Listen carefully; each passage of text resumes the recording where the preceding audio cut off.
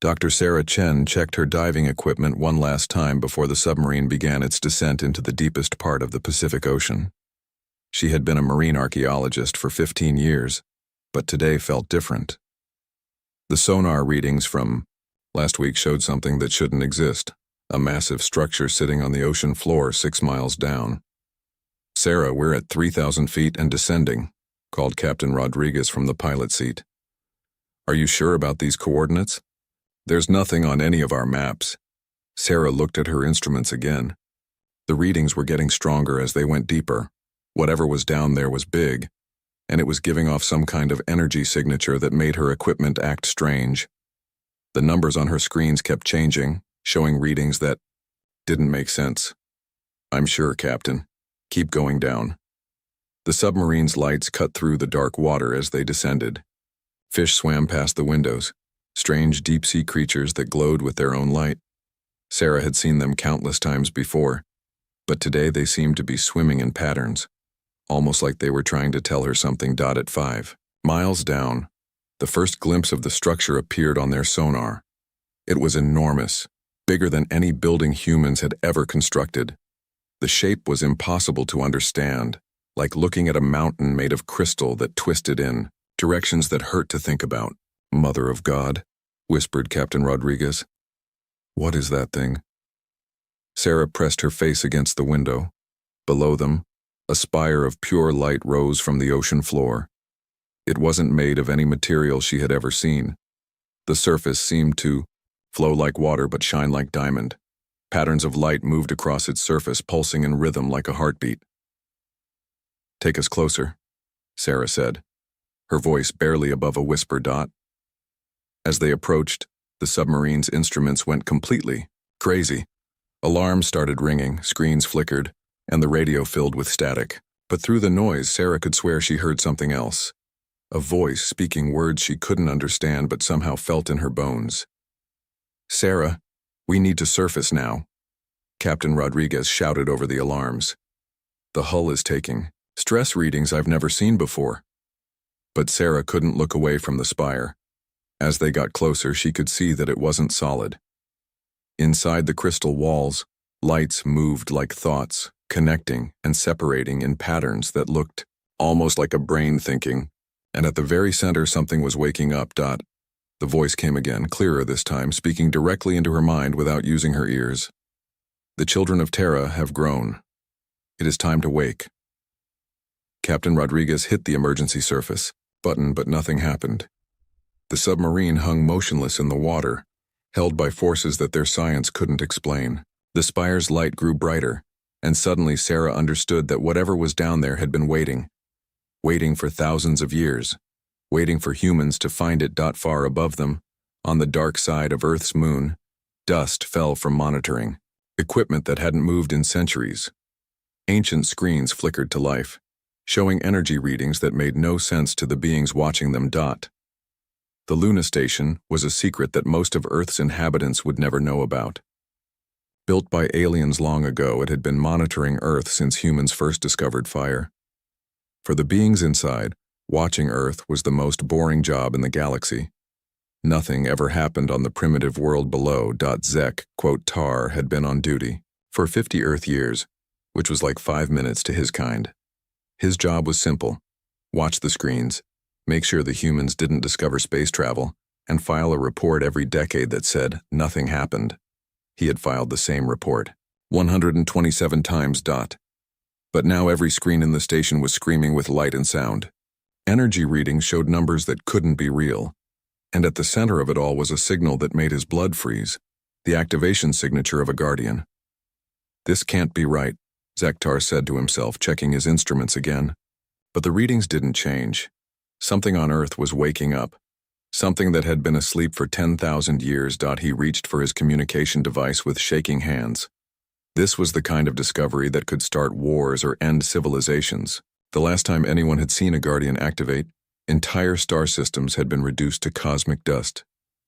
Guardians were legends from the old times, when the galaxy was young and dangerous.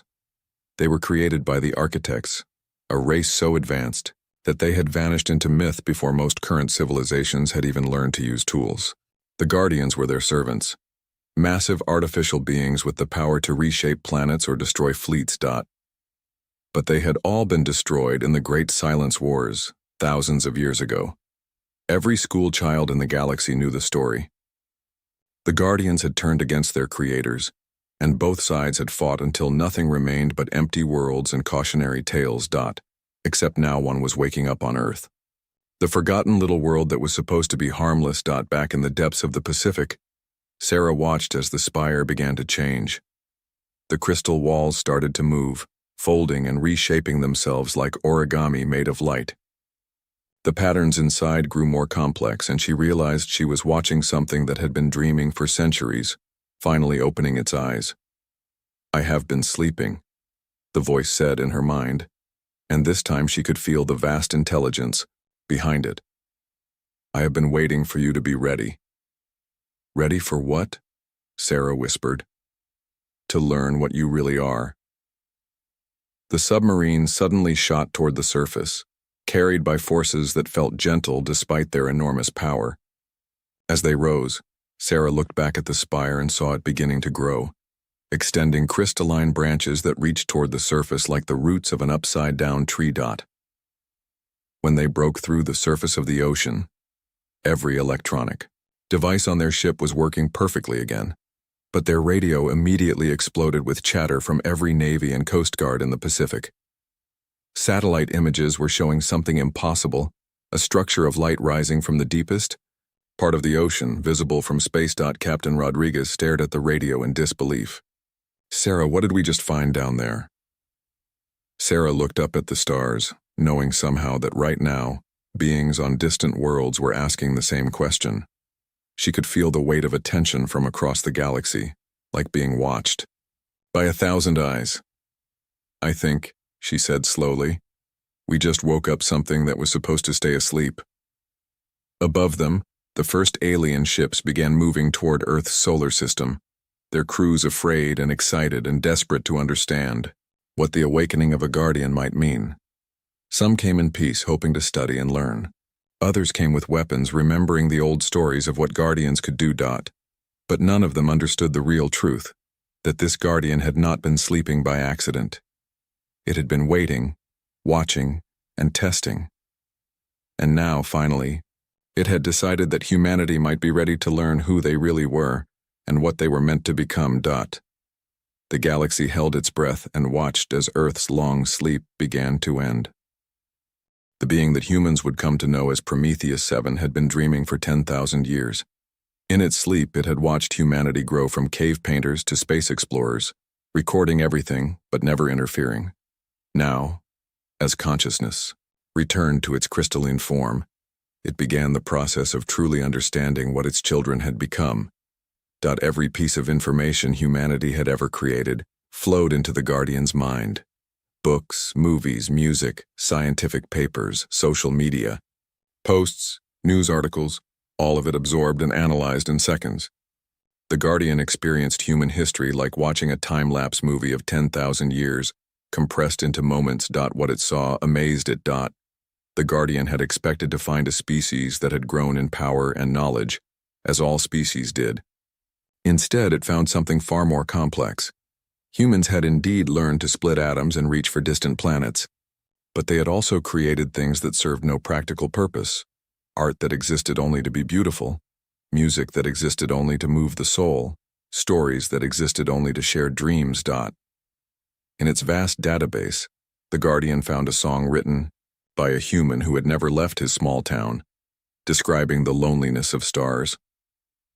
It found paintings made by humans who had no food, who used their last bit of strength to create beauty instead of seeking survival. It found stories of humans who died saving strangers they had never met. These things made no sense according to the logical patterns most species followed. Yet somehow they made perfect sense to the Guardian, awakening memories of its creators that had been buried for millennia. Meanwhile, panic spread across the galaxy faster than light. On the crystal world of Zephyria Prime, Ambassador Kethvar received the emergency transmission from Luna Station and immediately called for an emergency session of the Galactic Council. His species, the Zephyrians, were tall and graceful, with skin that changed colors based on their emotions. Right now, Kethavar's skin was flashing the deep purple that meant terror. A guardian has awakened on the protected world in Sector 7, he announced to the assembled representatives of 43 different species. Initial energy readings suggest it is fully operational. The reaction was immediate and chaotic. The insectoid hive mind of Andromeda began clicking and buzzing, in patterns that translated roughly to impossible, impossible, impossible. The machine representatives from Vega started calculating probability matrices and announcing that they all showed the same result. Extinction within 50 years. Queen Meltara of the Aquatic Dominion raised one of her tentacles for attention.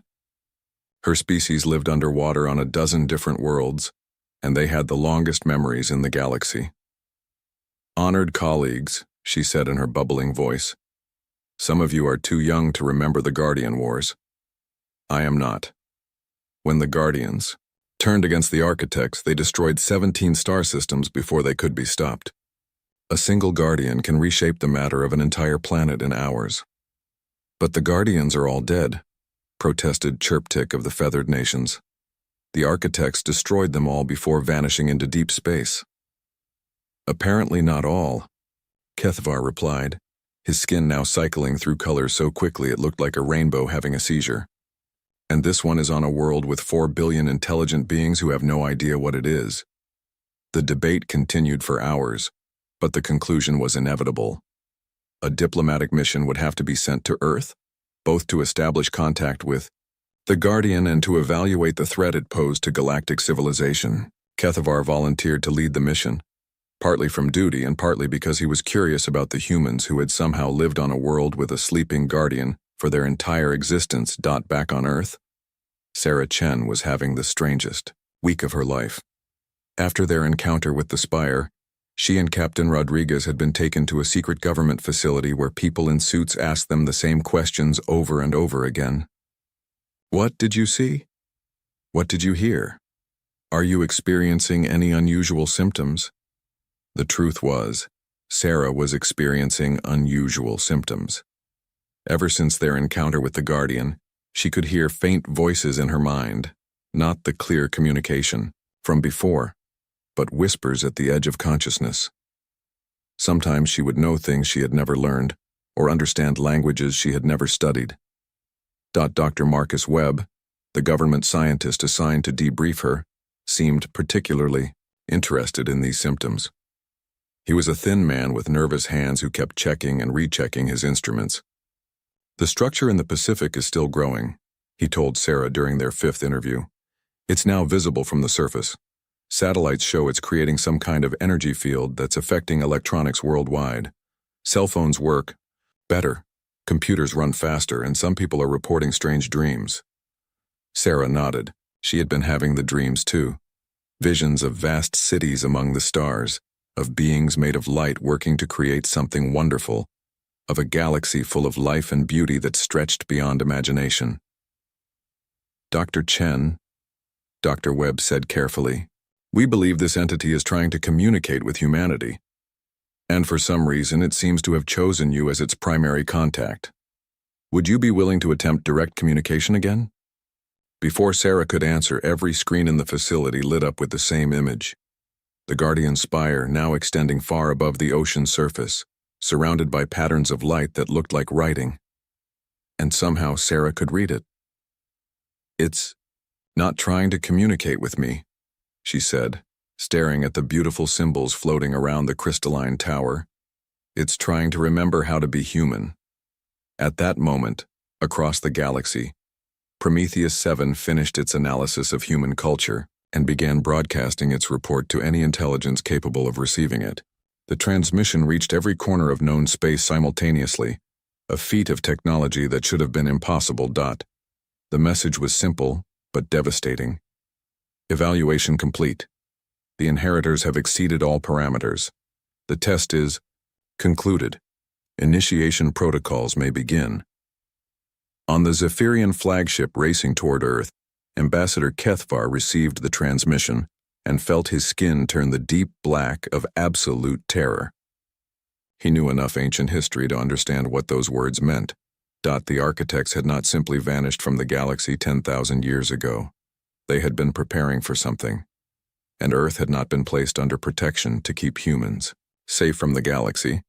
It had been quarantined to keep the galaxy safe from humans. Humans were not just another species that had evolved intelligence. They were the chosen successors of the most powerful civilization the galaxy had ever known. And now their guardian had decided they were ready to claim their inheritance.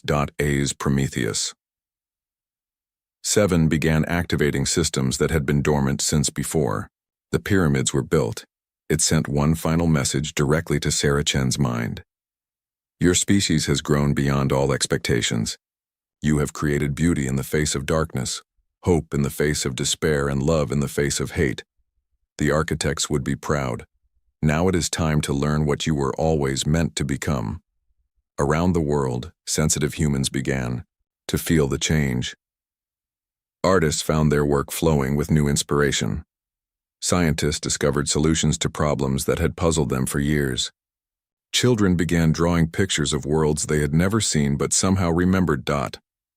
And in the deepest parts of human DNA, ancient programming began to activate, unlocking capabilities that would soon make humanity the most powerful force in the galaxy, whether they wanted to be or not. Ambassador Kethvar's ship dropped out of faster-than-light travel at the edge of Earth's solar system, and immediately every sensor on the vessel began screaming warnings. The energy readings coming from the third planet were off the scale, not destructive energy, but creative energy, the kind that reshaped matter at the quantum level. By the ancient lights, whispered his science officer, a crystalline being whose body flickered with nervous patterns. The entire system is being transformed. Through the viewport they could see Earth glowing with a soft blue light that pulsed like a heartbeat. The Guardian's spire was now visible even from this distance, a tower of pure energy that stretched from the ocean floor to the edge of space. But more concerning were the smaller structures beginning to appear on other worlds. Mars showed signs of atmospheric processors coming online, and the asteroid belt was reorganizing itself into geometric patterns. Open a communication channel to the Guardian, Kethvar ordered, his skin cycling through diplomatic colors, peaceful blue mixed with respectful gold. Use the ancient protocols.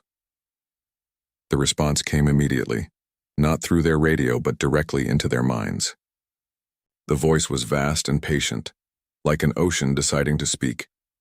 Welcome, children of the stars. I am Prometheus 7, 7th of the Guardian class, left by the architects to tend their garden. You arrive at an auspicious time. The test is complete, and the results have exceeded all expectations. Guardian, Kethvar said formally, I speak for the Galactic Confederation. We request clarification of your intentions regarding the species of this world. The Guardian's response filled their minds with images, vast libraries of human achievement, art galleries spanning continents, hospitals where humans saved lives of creatures they had never seen before, and most remarkably, space missions where humans had died to save alien crew members who existed only in their imagination through science fiction. Your request shows wisdom, the Guardian replied. But first you must understand what your Confederation has been watching for these 10,000 years. The images changed, showing Earth's history from the Guardian's perspective. They saw humans in their earliest days when the Guardian first arrived. They were brutal and primitive, killing each other over scraps of food and territory. The Guardian had expected to wait perhaps 1,000 years for them to develop beyond basic survival. Instead, something remarkable happened. Even in their darkest times, humans created beauty.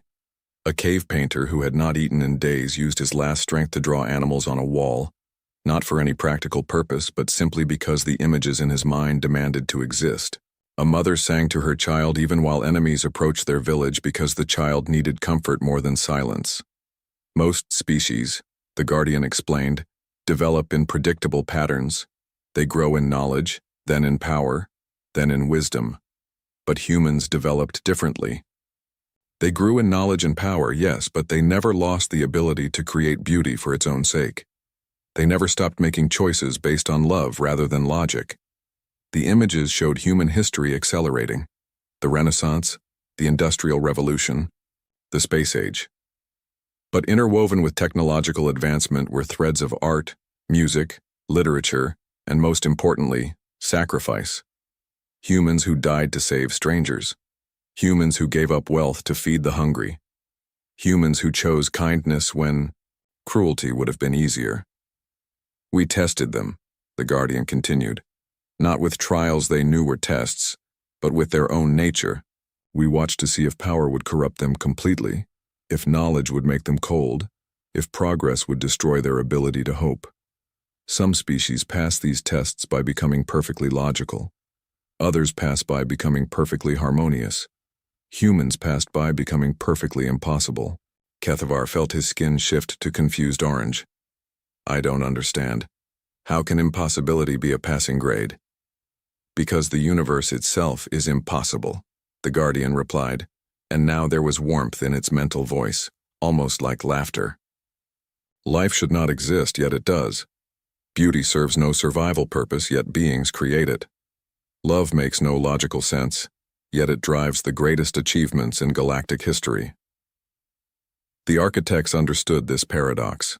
They created the Guardian program not to find the most logical species, or the most powerful, but to find the species that best understood that logic and power mean nothing without wonder.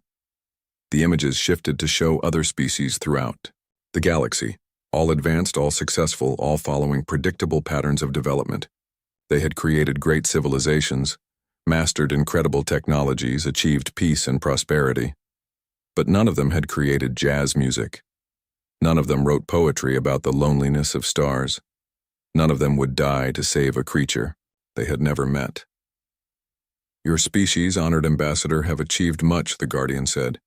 You have eliminated war, hunger, disease. You live in harmony with your environments and with each other. By any reasonable measure, you are successful civilizations. Kethavar sensed a but coming. But you have also eliminated the impossible. You no longer create art that serves no purpose. You no longer make choices that defy logic. You no longer dream of things that cannot be, then find ways to make them real anyway. You have become perfectly reasonable, and that is why the universe needs gardeners. The Guardian showed them images of human children drawing pictures of aliens before they knew aliens existed, then showed them images of those same children as adults working desperately to save alien species in their fiction. It showed them human musicians creating sounds that made crystalline beings weep, human writers crafting stories that taught machine intelligences about emotion. The architects left many guardians on many worlds, Prometheus 7 explained. All but one of those species failed the test. They grew in power and knowledge but lost their sense of wonder. They became efficient, logical, successful, and utterly predictable. Only here, on this small blue world, did a species grow in power while keeping its ability to surprise the universe. Kethavar's skin had shifted to deep purple again. You're saying humans are meant to replace the architects? Not replace them, the Guardian corrected. Complete them.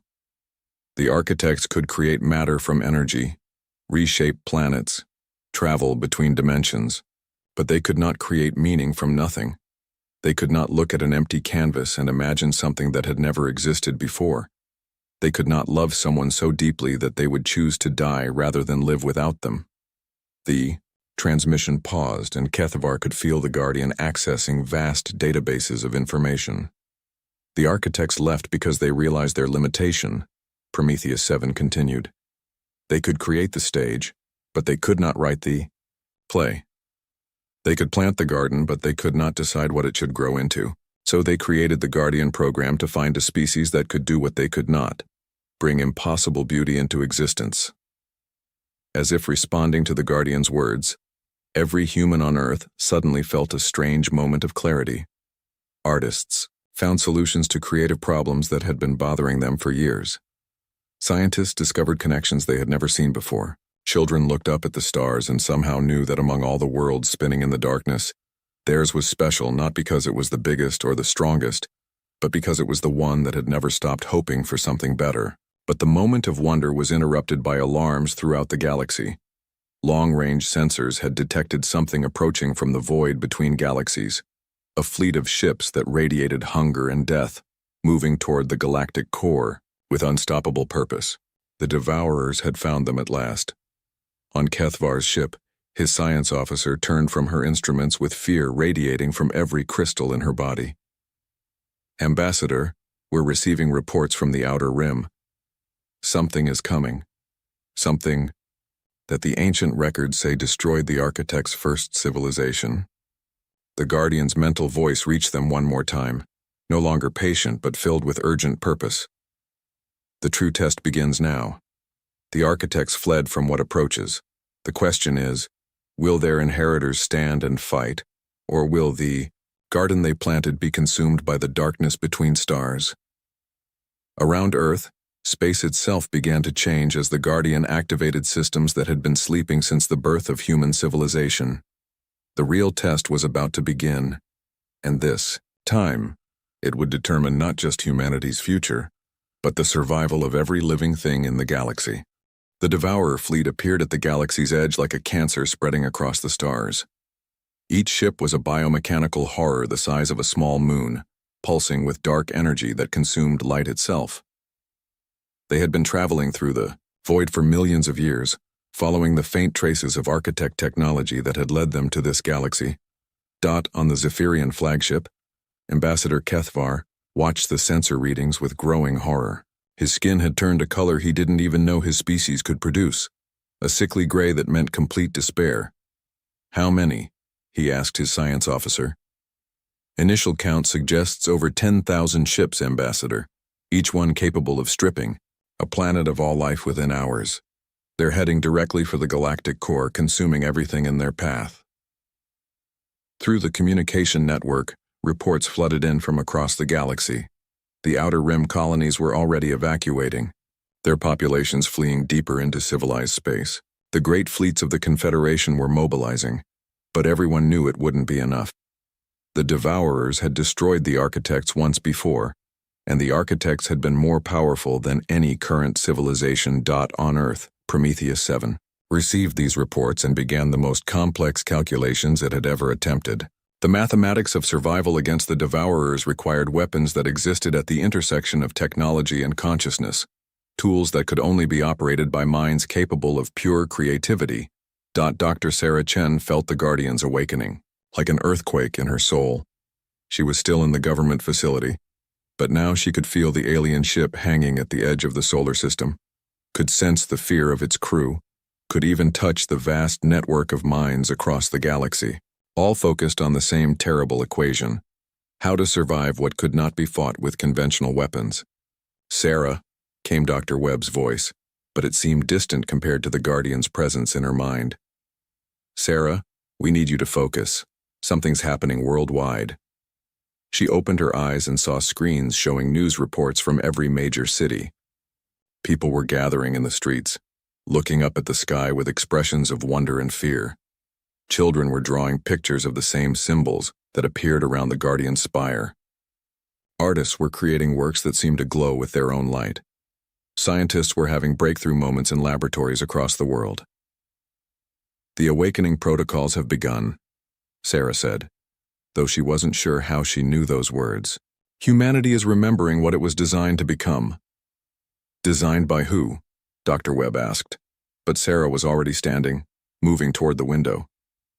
Outside, she could see the Guardian spire stretching impossibly high into the sky, its crystalline structure now showing patterns that hurt to look at directly. Not because they were bright, but because they existed in more dimensions than human eyes were meant to perceive. "By the Architects," she replied. "We're their children, Dr. Webb. All of us. They planted genetic triggers in our DNA, dormant capabilities that would only activate when we were ready and when we were needed." Around the world, those triggers were firing. In Tokyo, a young girl who had never shown any special abilities suddenly found she could understand the mathematical language of the Guardian systems.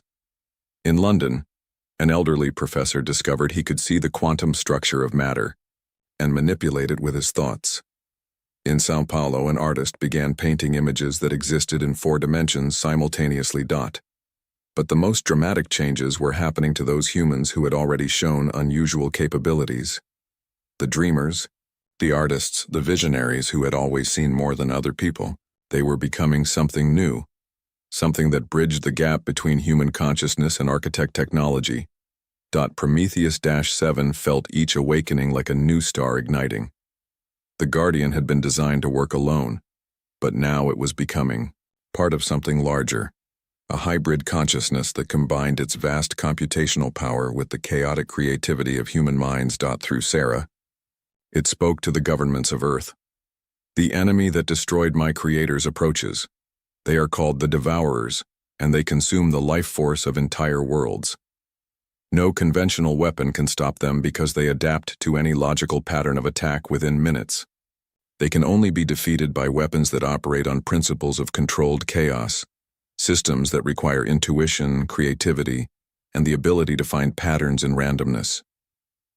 On the Zephyrian ship, Kethvar received a transmission from the Guardian that made his skin cycle through colors so fast he looked like a living rainbow. Guardian, are you suggesting that untrained humans could operate weapons that the combined fleets of the Confederation cannot? I am not suggesting it, Ambassador, Prometheus-7 replied. I am stating it as mathematical fact. Watch. The demonstration began with a simple asteroid near Mars. Through the Guardian systems guided by human consciousness from Earth, the rock began to change, not destroyed or reshaped, but transformed into something that existed in 7 dimensions simultaneously, while maintaining its 3-dimensional appearance. The alien observers watched in stunned silence as the asteroid became a weapon that could strike targets in multiple realities at once, guided by the dreams of a human child who had never seen space except in pictures. Impossible, whispered Kethavar's science officer. Exactly. Sarah Chen's voice came through the communication system, somehow speaking directly to every alien ship in the solar system. Humans specialize in making impossible things happen. We always have. The Guardian began explaining the nature of the weapons the architects had hidden throughout Earth's solar system. They were not machines in any conventional sense, but crystallized, possibilities that could only be activated by minds capable of believing in outcomes that defied logic. Your civilizations have achieved much through reason and calculation, Prometheus-7 told the gathering alien fleet. But the Devourers are creatures of pure consumption, operating on instincts honed by millions of years of successful predation. To defeat predators, you must be unpredictable. You must be willing to attempt strategies that have no logical chance of success. As if to demonstrate, reports began coming in from across Earth. Military commanders were suddenly understanding battle tactics that had never been written down. Physicists were discovering new laws of science by ignoring the old ones. Engineers were building machines that worked through principles that violated everything they thought they knew about how reality functioned. And in the depths of the Pacific, the Guardian's true form began to emerge. What the human expedition had discovered was just the tip of a structure that extended to Earth's core, a planet-sized weapon system that had been growing and preparing for 10,000 years. Dr. Webb stared at Sarah in amazement and terror. How many people are being affected by this awakening? Sarah closed her eyes and somehow felt the network of consciousness spreading across the globe. Everyone, she said simply. Every human on Earth is part of this now. We're becoming something. The architects always meant us to be. Gardeners who can reshape reality through pure will and imagination. The first Devourer scouts were still months away, but their influence was already being felt at the galaxy's edge. Entire star systems were going dark as the biomechanical fleet consumed everything in its path. The great civilizations of the Confederation prepared for evacuation or last stands, their logical minds unable to conceive of victory against such overwhelming odds. But on Earth, impossible things were happening every moment. Children were dreaming new technologies into existence. Artists were painting weapons that would soon protect entire worlds. Writers were crafting stories that would become strategic plans for battles that had never been fought. And Sarah Chen, standing at the center of it all as humanity's bridge to their Guardian, felt the weight of 10,000 years of preparation settling on her shoulders. The test was over. The real war was about to begin. The galaxy's only hope lay in the hands of a species that had never lost its ability to believe in miracles, even when faced with the impossible darkness between the stars. 6 months after the first Devourer scouts reached the outer rim, the main fleet arrived like a plague of mechanical locusts. They swept through the Andromeda sector, consuming 3 inhabited systems before the Confederation fleets could even organize a response. When the Allied forces finally engaged them near the Vega cluster, the results were catastrophic. The Devourers learned and adapted to every weapon, every tactic, every strategy within minutes of encountering them. Energy weapons were absorbed and turned back on their users. Kinetic projectiles were caught and repurposed as ammunition. Even the most advanced AI battle systems became predictable after the first few exchanges. Admiral Zexathara of the Confederation Emergency Fleet sent his final transmission before his flagship was consumed. "They're not just eating our ships, they're eating our strategies, our technologies, our thoughts. Fall back to the core worlds. May the ancient lights preserve us all." On Earth, Sarah Chen watched the reports through the Guardian's vast consciousness and felt the weight of an entire galaxy's hope settling on her world. She had changed dramatically over the past months. Her human appearance remained the same, but behind her eyes swirled patterns of light that showed her connection to Prometheus 7, and through it, to every awakened human on the planet. "Are we ready?" she asked the Guardian, though she already knew the answer through their shared consciousness. "As ready as any species can be for the impossible," Prometheus 7 replied. "The weapons are prepared, the network is established, and your people have exceeded even my most optimistic projections. But Sarah, you must understand, what we are about to attempt has never been tried before. The architects fled rather than face this enemy. We are going to stand and fight using weapons made of dreams and hope." Around Earth, the solar system had transformed into something that defied description. The asteroid belt had been reformed into geometric patterns that existed in multiple dimensions simultaneously. Mars glowed with atmospheric processors that worked by convincing molecules they wanted to be something else. And throughout it all, streams of pure energy connected every awakened human mind into a network that spanned the planet. The Devourer fleet arrived at the edge of the solar system, like a black tide. Sensor readings showed them exactly what the Confederation had reported: biomechanical horrors the size of moons, radiating hunger and intelligence twisted by millions of years of successful predation.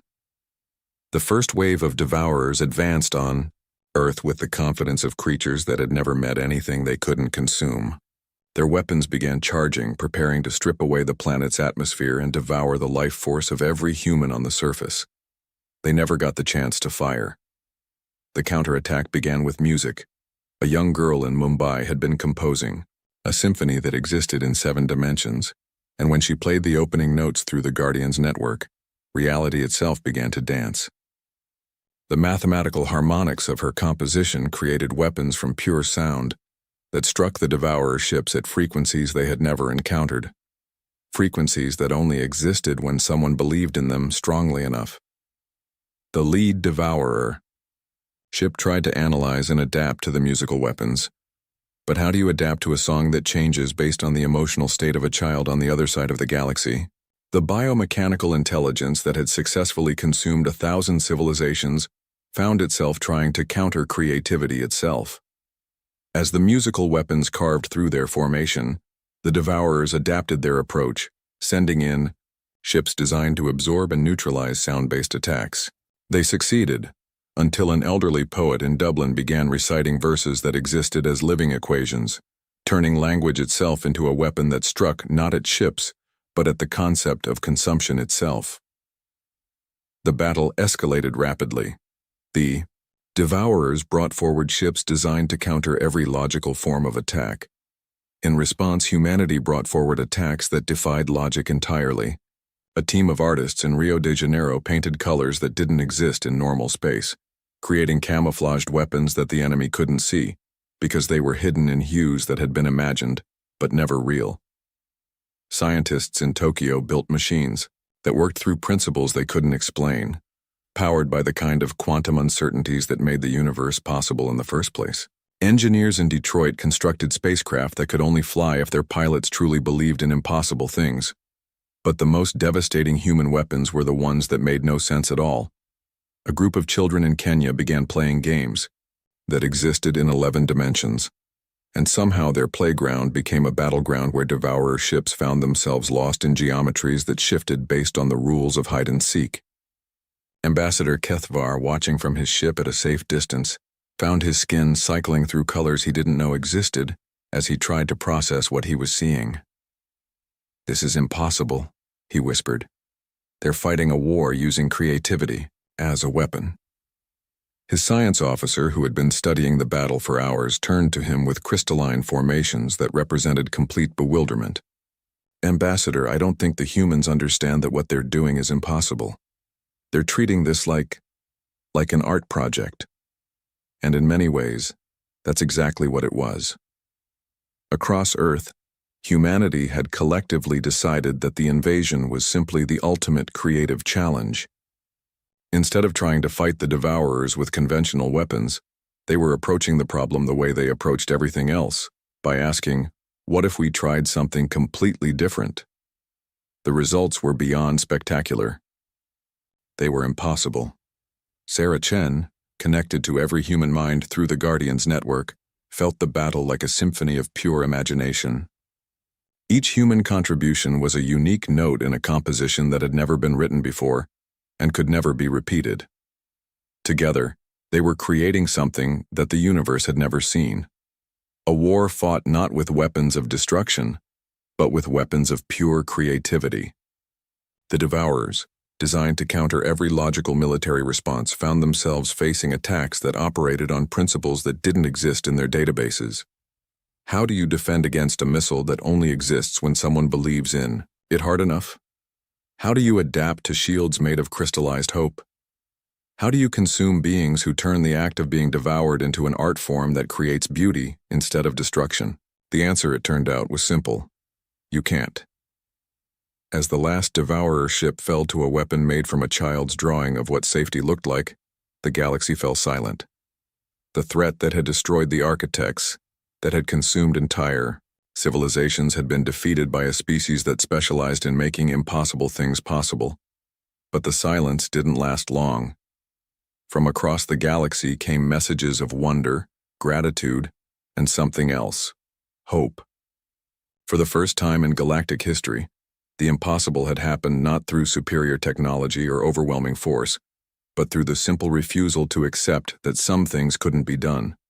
Prometheus 7 felt something it had never experienced in its 10,000 years of existence: pride, not in its own capabilities but in what its children had become. The architects had left the galaxy because they thought the darkness was inevitable.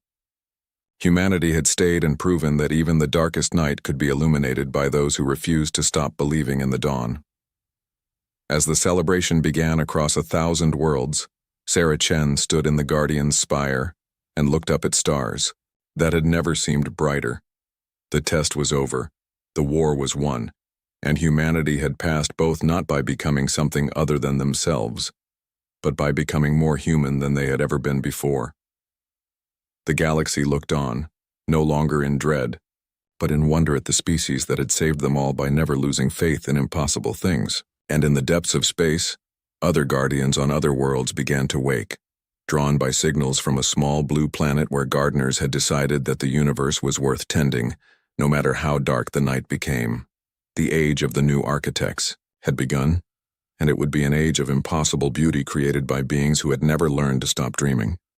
The galaxy believed Earth was weak. Then our dreadnoughts ignited the stars. Part 1. The giant ship appeared in Earth's sky without warning. One moment, the space above the planet was empty, and the next, a vessel larger than any human-made structure hung in orbit. It gleamed like polished silver under the sun. On Earth, people stared up at the new star that had appeared in the daylight sky. News channels around the world broke into regular broadcasts. Government leaders rushed to emergency meetings.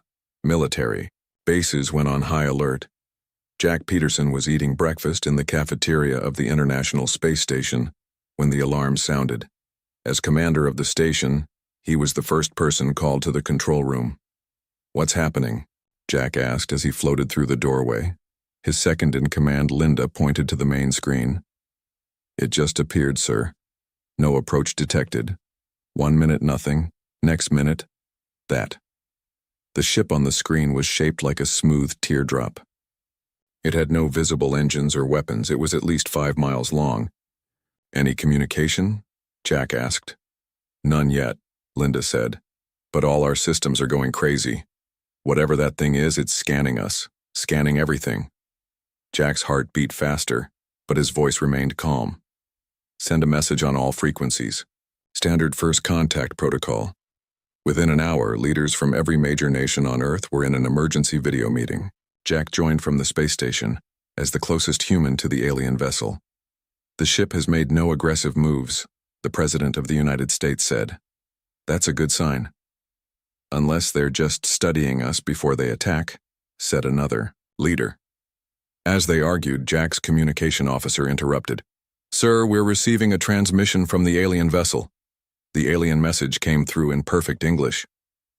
"People of Earth, we come in peace. We are the Caldarians, representatives of the Galactic Confederation, a community of over 300 intelligent species. We wish to welcome humanity to the interstellar family." 3 days later, Jack led a small team to meet the aliens face to face. The Caldarians had invited a human delegation aboard their ship. Jack, along with 5 international representatives, traveled in a shuttle toward the massive alien vessel. Susan Miller, a lieutenant with military intelligence, sat beside Jack. While everyone else looked excited, Susan's face showed concern. "Something bothering you, Lieutenant?" Jack asked quietly. Susan hesitated. "Sir, doesn't this seem too easy? They speak our language perfectly. They're letting us aboard their ship without conditions. It all feels convenient." Jack had similar thoughts, but kept them to himself. "Stay alert, but let's not assume the worst yet." The inside of the Caldarian ship was more amazing than they had imagined. The walls glowed with soft light. The air smelled like a fresh spring morning. Gravity felt perfectly normal despite being in space. The Caldarians themselves looked almost human, except for their pale blue skin and large, almond-shaped eyes. They stood slightly taller than the average person and moved with unusual grace. Their leader, who called himself Ambassador Zortek, greeted the humans with a slight bow. "Welcome, friends. We have watched your world for some time. Your species has great potential." Over the next few weeks, the Caldarians shared stories about the Galactic Confederation. They described wonderful planets filled with different life forms. They talked about technologies that sounded like magic to human ears. Instant travel between stars, cures for all diseases, unlimited clean energy. Earth's governments quickly formed a united council to deal with the aliens. Most people were excited about joining this galactic community. Companies started making products with alien themes. Children played games pretending to be Caldarians, but Susan Miller wasn't convinced. Working late one night at the North American Space Defense Headquarters, she reviewed all the data collected about the aliens. "Computer, show me the energy readings from the Caldarian ship again," she said.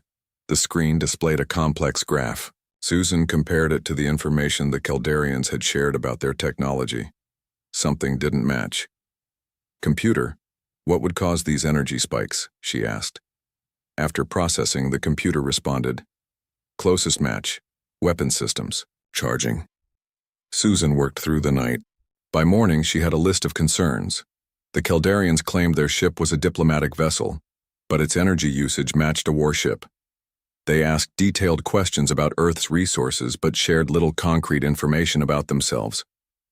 And they were mapping Earth's military installations while claiming to study natural landmarks. When Susan brought her findings to her superiors, they dismissed her concerns. "Don't rock the boat, Lieutenant. This is the greatest opportunity in human history." Only Jack Peterson listened to her. They met secretly in a quiet corner of a Washington, D.C. park. "I've noticed things too," Jack admitted.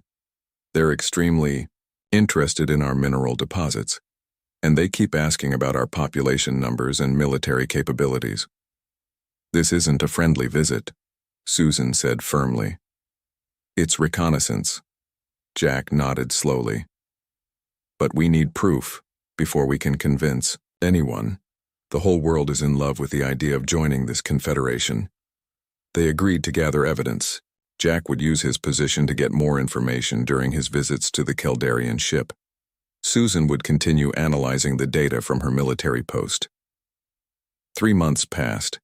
Earth's united government signed a preliminary treaty with the Caldarians. The aliens promised to share some basic technologies as a show of good faith. In return, Earth would allow Caldarian scientists to study the planet. The night before the first technology exchange was scheduled, Susan called Jack urgently. "They're leaving," she said, her voice tense. "The Caldarian ship is powering up." Jack watched from the space station as the massive alien vessel moved away from Earth. Within minutes it vanished, jumping to what the Caldarians had called hyperspace. They said they would send a larger delegation, Jack told the emergency council. Meeting the next day, Ambassador Zortek claimed they needed to report our successful first contact. But Jack didn't believe it anymore. Neither did Susan, who presented her complete analysis. They've mapped our defenses, cataloged our resources, and studied our weaknesses, she explained. Everything they did matches standard military intelligence gathering. 6 weeks later, Susan's warning proved correct. The sky filled not with one Caldarian ship, but with hundreds. And this time, they didn't come to talk. The invasion of Earth had begun. The galaxy believed Earth was weak. Then our dreadnoughts ignited the stars. Part 2. The sky burned. Caldarian warships fired energy beams that cut through buildings like they were made of paper. Cities that had stood for hundreds of years fell in minutes. Earth's militaries fought back with everything they had, but their weapons barely scratched the alien ships. Alan Wright watched the destruction of Denver from a mountain lookout. Once a Marine sergeant, he had been on leave visiting his family when the invasion began. Now his family was gone, lost in the first wave of attacks. He gripped his rifle tightly, though he knew it would do little against the invaders. "They're landing troops," said a voice behind him. Alan turned to see an older man with a pair of binoculars. He was pointing at the city center where large Caldarian transport ships were touching down. "I'm Rick," the man said. "Used to be police. Now I guess I'm whatever fights those things." Within days, Alan and Rick had gathered 24 survivors. They hid in an old mining tunnel in the Rocky Mountains. Some were soldiers, others were ordinary people who had managed to escape the cities. All of them wanted to fight back. "The armies are defeated," Alan told the group. "The governments have surrendered, but that doesn't mean we give up." For weeks they watched as the Caldarians established their rule. The aliens set up bases in every major city. They built strange towers that seemed to monitor everything. Large machines began digging into the earth, extracting minerals and metals. The Caldarians announced their victory through captured human communication systems. Their message played on all frequencies. "People of Earth, resistance is futile and unnecessary. The Galactic Confederation brings order and purpose to primitive worlds. Your lives will improve as you learn to serve the greater galactic community." But the truth became clear quickly. Humans were being rounded up and forced to work in mines and factories. The Caldarians wanted Earth's resources, and they would use humans as slave labor to get them. "This Galactic Confederation is no community," Rick said one night as the group gathered around a small fire deep in their tunnel. "It's an empire, and we're just the newest slaves." Alan nodded. "But we won't stay slaves for long." Their resistance group began small operations. They raided Caldarian supply depots. They sabotaged mining equipment. They helped humans escape from work camps. Each success brought more people to their cause. Meanwhile, in a different part of the world, a different kind of resistance was forming. Dr. Diane Powell shivered as she worked. The secret laboratory beneath the Antarctic ice was safe from the Caldarians, but it was always cold. She had been leading a research team studying new energy sources when the invasion happened. Now, their work had taken on new meaning. "Look at this," she said to her colleague, Ben. She pointed to a screen showing the inside structure of a piece of Caldarian technology. Their power systems are advanced, but not as advanced as they want us to believe. Her team had managed to capture a damaged Caldarian transport. For months they had been taking it apart, studying how it worked. What they discovered gave them hope. Their technology follows rules we can understand, Diane explained. Different materials, yes. More advanced, certainly. But not magic, not beyond our comprehension. In fact, Diane and her team were doing more than just understanding the alien technology. They were improving on it. On the other side of the planet, Alan's resistance group had grown. What started as 24 people in a mountain tunnel was now a network of thousands spread across the western United States. Similar groups had formed around the world. They communicated using old radio equipment that the Caldarians didn't bother to monitor. 1 year after the invasion, Alan led a raid on a Caldarian communication center. His team slipped past the guards and planted explosives. As they were about to leave, Alan noticed something strange. A human working willingly with the Caldarians. The man wore a special uniform with alien symbols. He spoke to the Caldarians as if they were his friends. When he spotted Alan, he reached for a weapon. Alan was faster. He tackled the man and dragged him out before the explosives detonated. "Why are you helping them?" Alan demanded when they were safely away. The man laughed.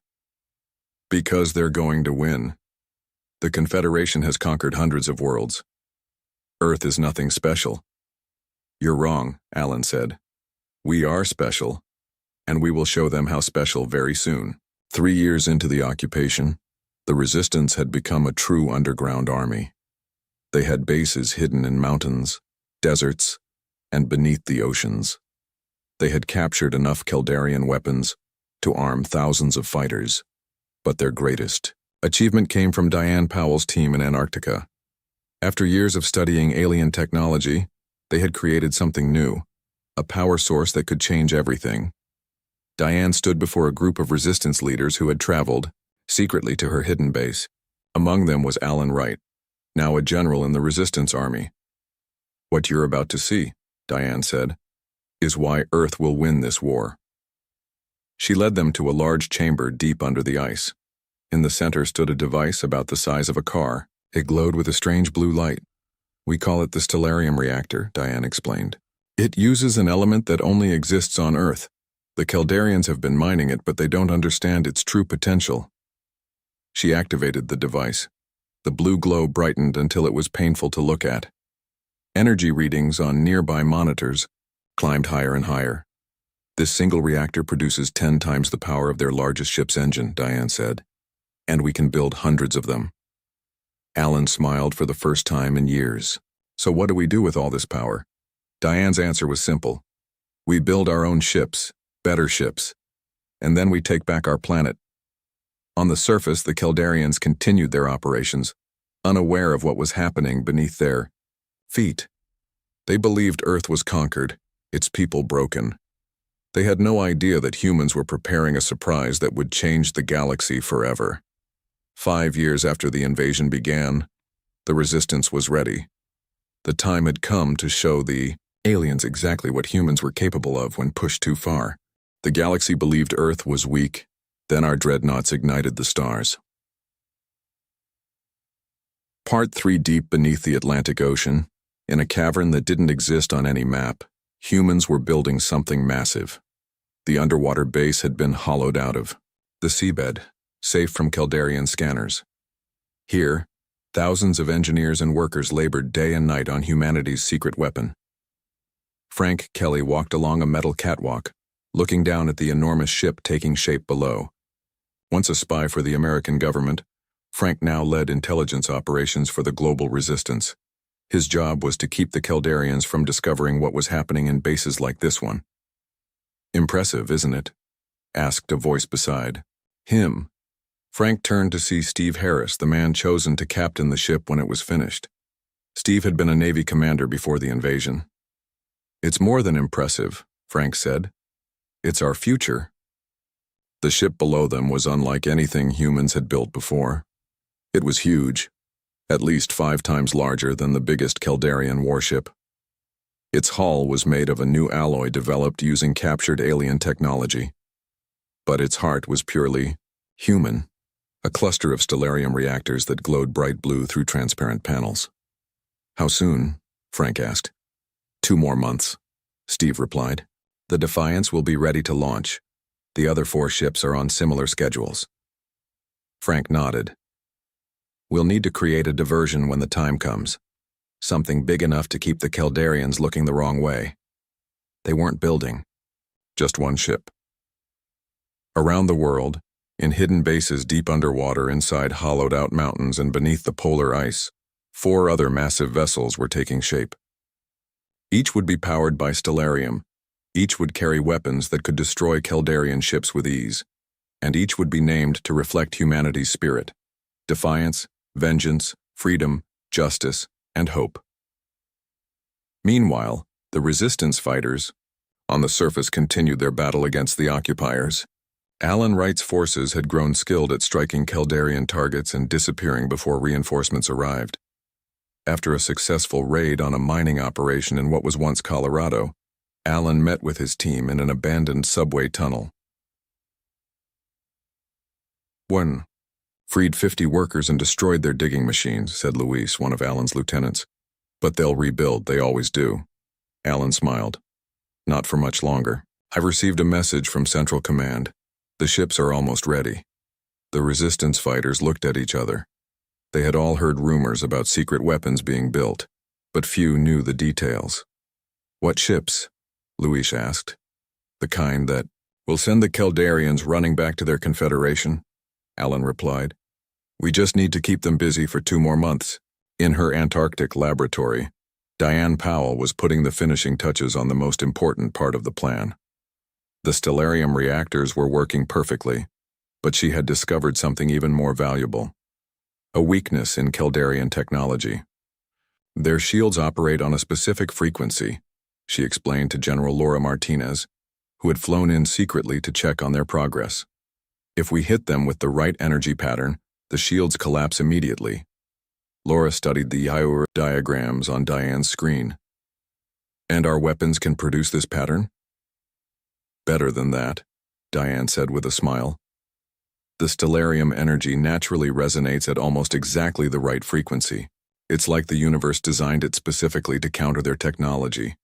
Laura shook her head in amazement. "No wonder they wanted our planet so badly. They must have detected the stellarium, but didn't understand what it could do." "Their mistake," Diane said.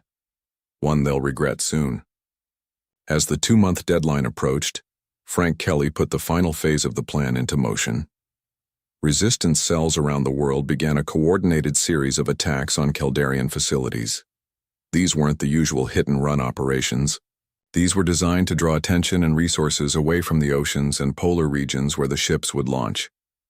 The day before the planned launch, Frank met with his top agents in a safe house beneath the ruins of London. "Tomorrow, everything changes," he told them. "For the past 5 years, we've been fighting to survive. Starting tomorrow, we fight to win." His agents would spread the word to resistance groups worldwide. When they saw the signal, 5 bright lights rising into the sky, they should launch all-out attacks on every Caldarian position they could reach. That night, in the underwater shipyard, Steve Harris addressed the crew of the Defiance. 500 men and women stood at attention, wearing new uniforms with Earth symbol, a blue and green circle, on their shoulders. "The Caldarians came to our world thinking we were weak," Steve said. "They believed we would accept slavery. They were wrong. Humans don't surrender easily, and we never stop fighting for our freedom." He pointed to the massive stellarium cannon mounted at the front of the ship. "This weapon can do something the Caldarians thought impossible. It can ignite the very materials their ships are made of. When we fire this cannon, their vessels won't just be destroyed. They'll burn like stars." The next morning, alarms sounded throughout the Caldarian command centers. Resistance attacks had broken out everywhere. Mining operations were under assault. Communication towers were falling. Human workers were rising up against their overseers. The Caldarian Supreme Commander ordered all available ships to quell the uprising. Their vessels moved into position over major cities, preparing to demonstrate their power. and crush the human resistance once and for all. That's when it happened. From the Atlantic Ocean, a massive shape burst through the surface. Water cascaded off its enormous hull as the Defiance rose into the air. Almost simultaneously, 4 other gigantic vessels emerged: the Vengeance from the Pacific, the Freedom from beneath the Arctic ice, the Justice from a hidden base in the Indian Ocean, and the Hope from its underground hangar in Australia. On the bridge of the Defiance, Steve Harris gave the order. "All power to main engines, take us up." The 5 dreadnoughts climbed into the sky, their stellarium engines glowing like blue stars. The Caldarian ships, suddenly faced with vessels larger than their own, turned to engage this unexpected threat. In orbit above Earth, the Supreme Commander of the Caldarian forces watched in disbelief as the human ships approached. "Impossible," he said. "They were primitive. How could they build such vessels?" His flagship, the largest Caldarian warship ever built, moved to intercept the Defiance. The alien vessel fired its main weapons, energy beams that could cut through mountains. The beams struck the Defiance's hull and dissipated harmlessly. The human ship didn't even slow down. On the Defiance, Steve Harris stood calmly as his ship absorbed the Caldarian attack without damage. He looked to his weapons officer and nodded. "Target their flagship," he ordered. "Fire main cannon." The front of the Defiance opened like a flower, revealing the massive stellarium cannon. It glowed brighter and brighter, then released a beam of pure blue-white energy. When the beam touched the Caldarian flagship, something astonishing happened. The alien ship didn't just explode, it ignited. The material of its hull began to burn like the surface of a sun, growing brighter and brighter until it was painful to look at. Then it was gone, leaving only a fading ball of light, where a mighty warship had been moments before. Throughout Earth's orbit, the scene repeated itself as humanity's 5 dreadnoughts engaged the Caldarian fleet.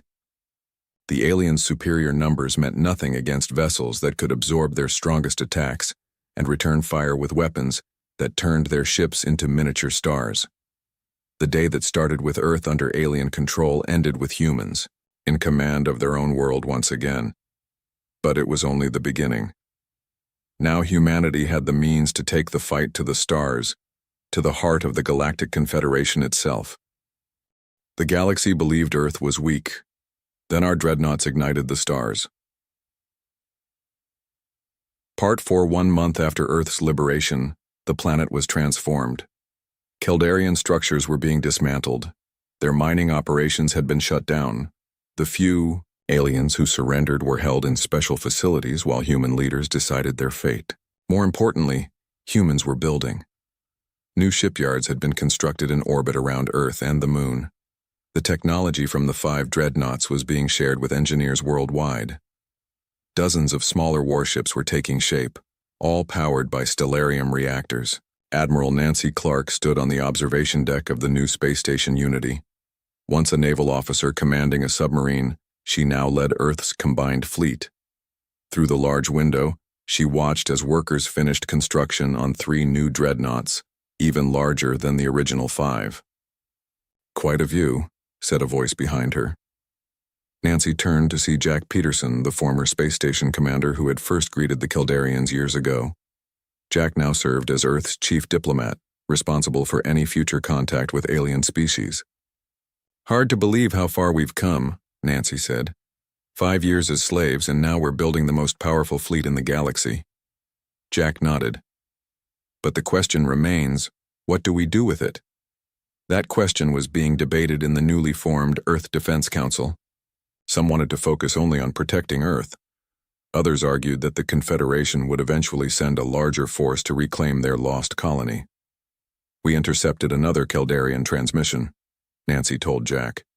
"They've been calling for help since they lost their fleet. The main Confederation forces are gathering. A punitive expedition is coming." Jack frowned. "How many ships?" "Over 300, from 17 different species. All slaves of the Confederation, just like we were supposed to be." "When?" 3 months, maybe 4. They're gathering at a place called Nexus Station, about 12 light-years from here. Jack looked out at the new ships under construction. Will we be ready? Nancy smiled confidently. We're humanity. We're always ready. In the weeks that followed, Earth prepared for war. The original 5 dreadnoughts were upgraded with improved weapons.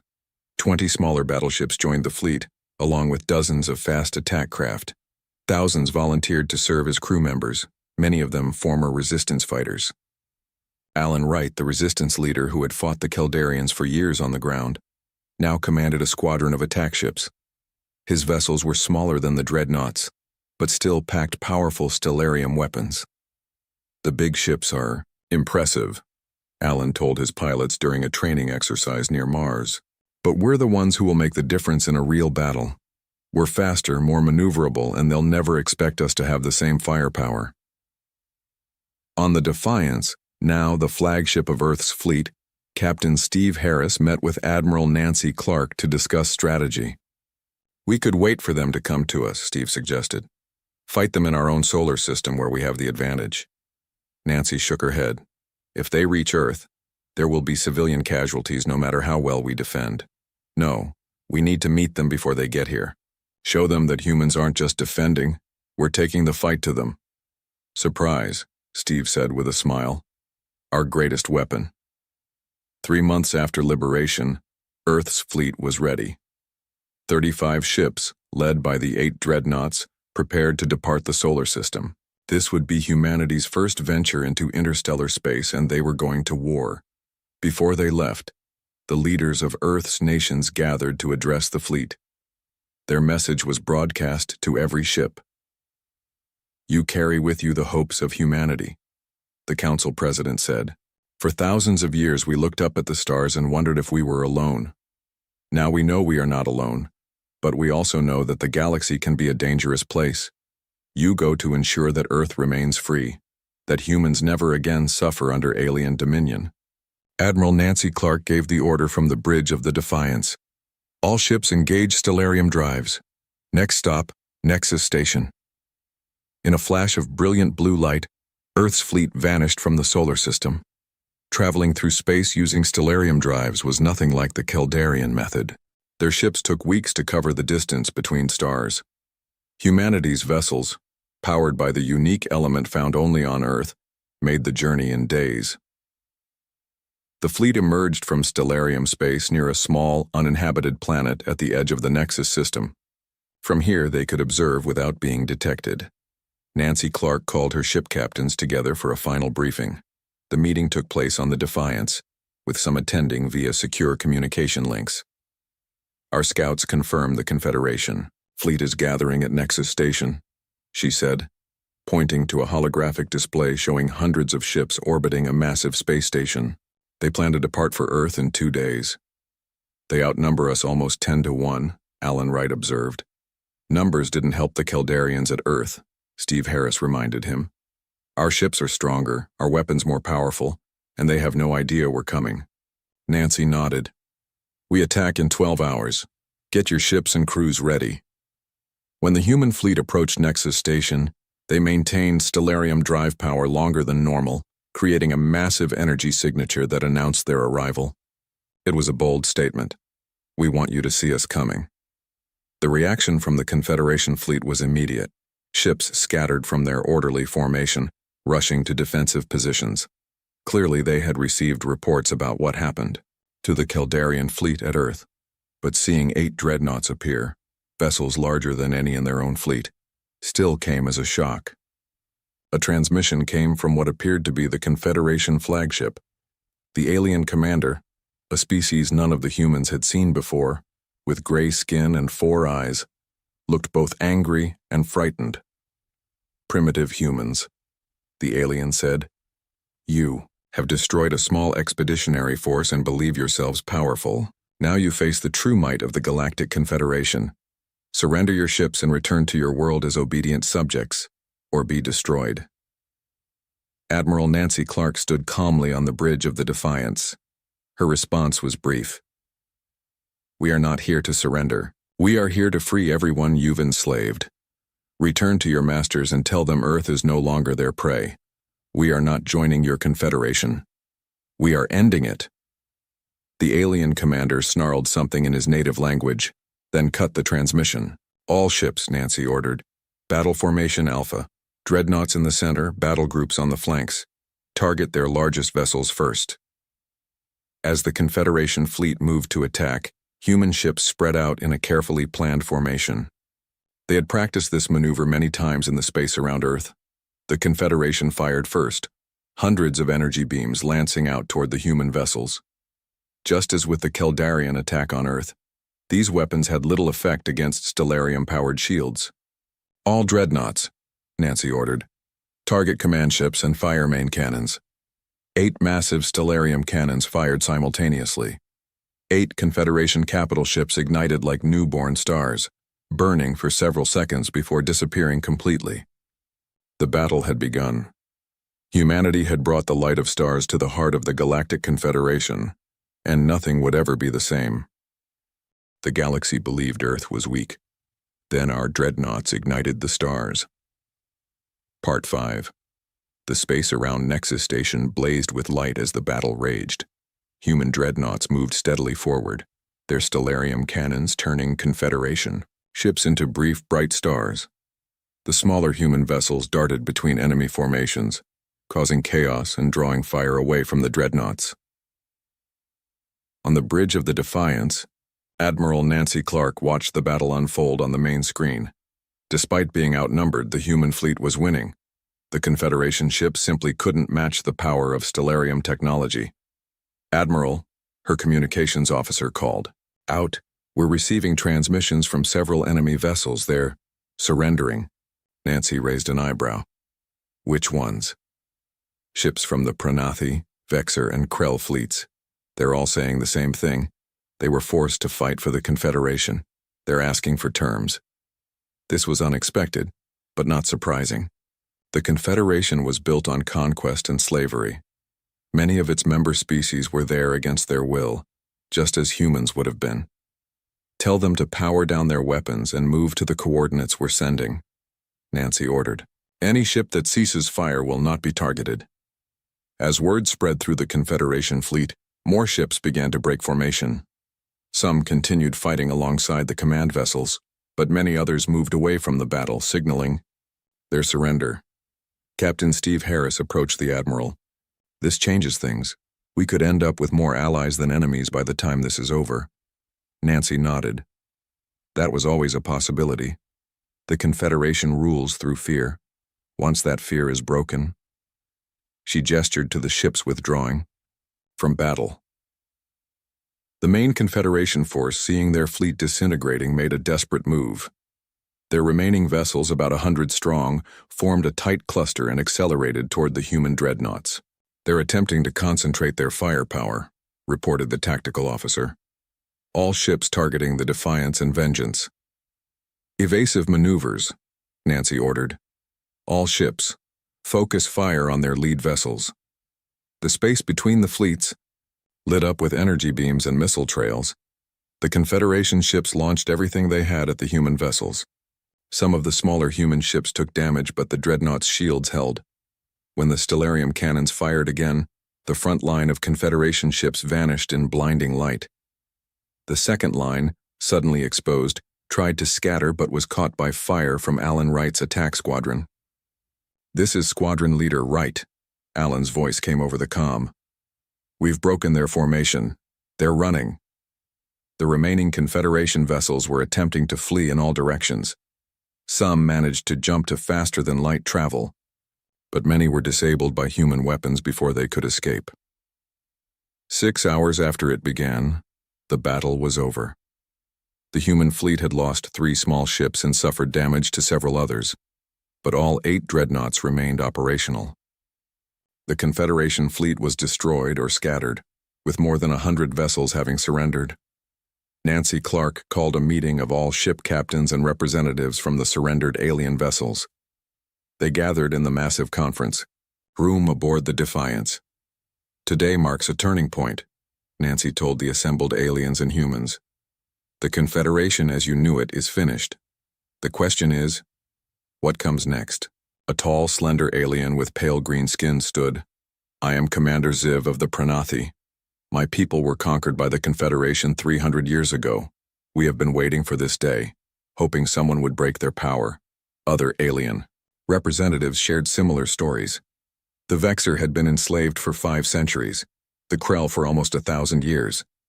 Each species had been forced to fight for their conquerors, to help subjugate other worlds just as they had been subjugated. Jack Peterson, Earth's diplomat, addressed the gathering. We didn't come here to create a new empire with humans in charge. We came to end the empire altogether. He proposed a new alliance, one where each species was equal, where no world would be forced to serve another. The aliens were skeptical at first. Such an arrangement had never existed in the galaxy before. Why would humans, with your superior technology, offer equality? Asked a Krell representative. You could rule as the Confederation did. Because we were almost slaves ourselves, Jack replied. We know what it means to fight for freedom. We won't take that from others. It took time, but eventually most of the alien representatives agreed to Jack's proposal. They would return to their homeworlds with news of the Confederation's defeat and the offer of a new alliance with Earth. Before they departed, Nancy had one more announcement. There is one more task we must complete. The heart of the Confederation still exists, the ruling species that began the Empire thousands of years ago. They call themselves the Founders, and their homeworld is 20 light-years from here. The aliens reacted with surprise and fear at the mention of the Founders. We don't need to fight them, said one. With the Confederation fleet destroyed, we can simply go our separate ways. Steve Harris shook his head. As long as the Founders exist with their power intact, they'll rebuild their empire. They'll come for all of us again. We're not asking you to fight, Nancy clarified. Earth's fleet will handle the Founders, but we would welcome any information you can provide about their defenses. The alien representatives shared what they knew. The Founders' homeworld was heavily defended. No conquered species had ever been allowed to see it.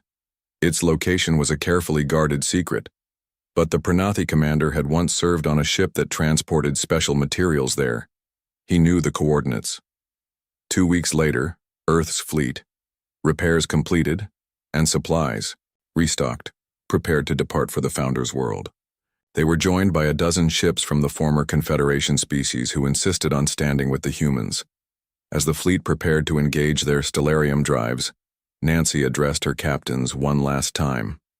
What we do next will determine the future of the galaxy. The Founders have ruled through fear and violence for thousands of years. Today we show them and everyone else that freedom is stronger than fear. The journey to the Founders' world took only 3 days. When the human fleet arrived, they found a star system heavily fortified with defense platforms and warships. At the center was a lush green planet, the homeworld of the species that had enslaved hundreds of others. The Founders responded immediately to the human arrival, sending a transmission to the Defiance. You do not know what you are interfering with, said the Founder representative, a tall being with golden skin and eyes that glowed with an inner light. The Confederation brings necessary order to a chaotic galaxy. Lesser species need guidance. Nancy Clark's response was calm but firm. The only thing the galaxy needs is freedom from your control. We offer you one chance to surrender and dismantle your empire peacefully. The Founder laughed. You are children playing with powers you don't understand. We have ruled for 10,000 years. We will rule for 10,000 more. Nancy turned to her weapons officer.